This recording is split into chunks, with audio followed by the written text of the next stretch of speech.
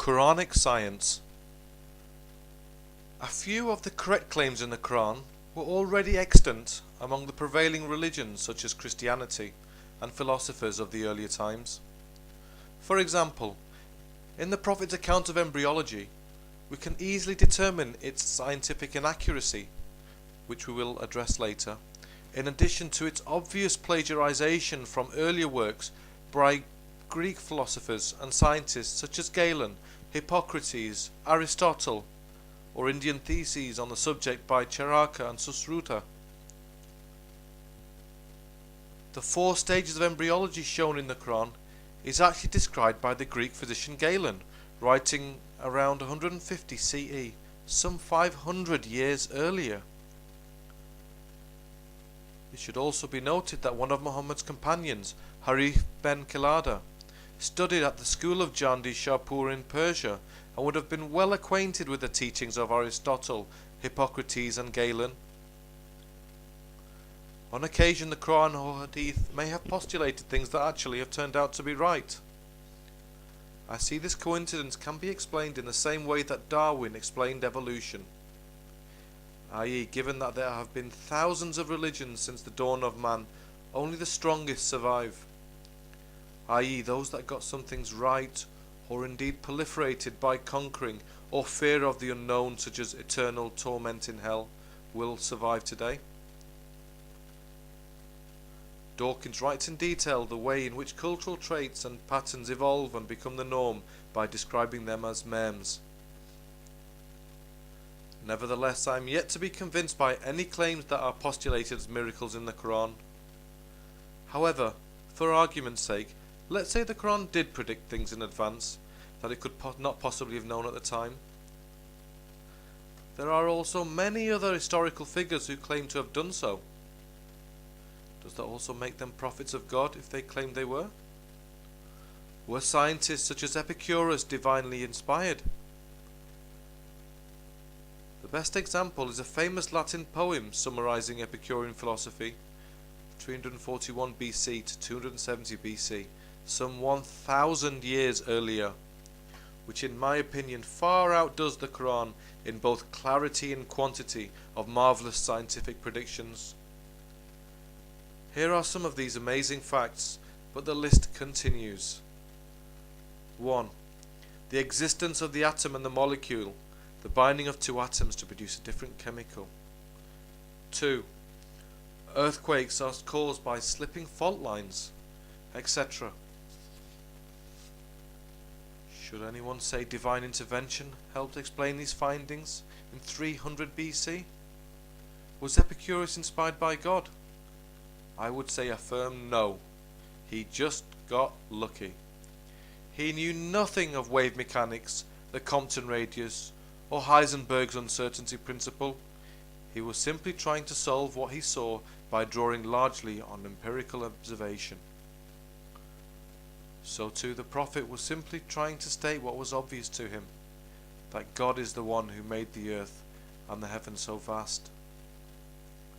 This is quite probable, since Muhammad demonstrated he knew nothing about the difference between stars and galaxies, for example, and only the latter are expanding away from each other. The stars within our galaxy, which comprise by far most of what Muhammad would have imagined as the visible heavens, are not expanding, but are held in place by gravity. Just imagine the lost opportunity here. Allah could have given Muhammad the most incredible proof of scientific prescience by having him describe the difference between star systems and galaxies, or even stating Hubble's law of expansion, perhaps with exact figures, at least the added point that rate of expansion is accelerating. But no, all he gave him was the incredibly vague Surah 51, 47 to 49, we are the ones who make it vast. There is nothing scientific about that. Then of course, claims that have since been proved wrong by religions are often swept under the carpet with claims of I do not understand, or we cannot question God, or its mistranslation are made. Although the Quran describes a flat earth, we find Muslims today adamant that the Quran portrays an ostrich egg shaped one. although this claim is made what I call text massaging. 20 years ago they claimed it meant spherical. 1400 years ago they claimed it meant flat. Note the evolving definition of the word daha to fit in with our understanding of science at the time.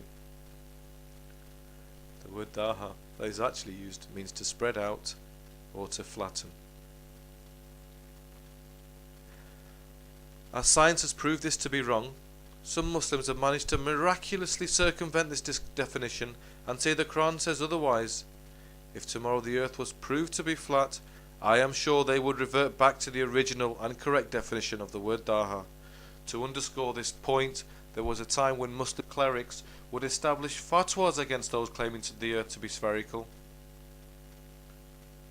It is known simply as confirmation bias, the way someone will interpret into a situation in accordance with their pre-existing belief pattern, and is in stark contrast to objectivity. Other religions such as Christianity also make claims which their followers say can only be inspired by divine knowledge. For example, the Bible does say the earth is round. Without wishing to get involved too deeply about these claims, they are all wrong in any case. The earth is in fact oblate shaped, i.e. watermelon shaped, a sphere with flatter ends at the poles.